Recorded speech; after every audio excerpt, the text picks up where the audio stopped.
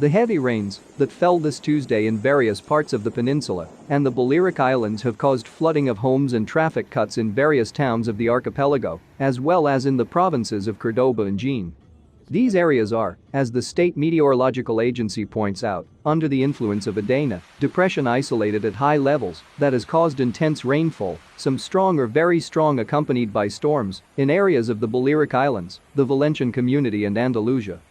Dana has caused more than 80 incidents in the Balearic Islands, of which 66 have been registered in Mallorca.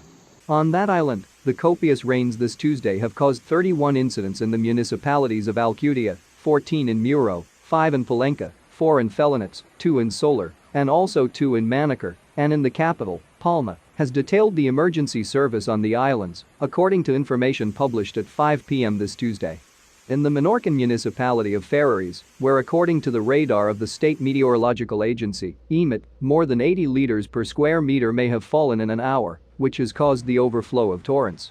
The rains have also caused the temporary closure of a section of the highway between the city of Palma and the municipality of Alcudia.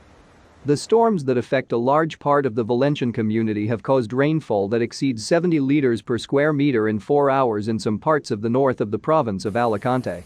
As reported by the Valencian Emergency Agency, which cites Avamet sources, 70.6 liters have been collected in Alverger, 65.4 in Ondara, 50.3 in Denia, and 49.2 in Pedreguer.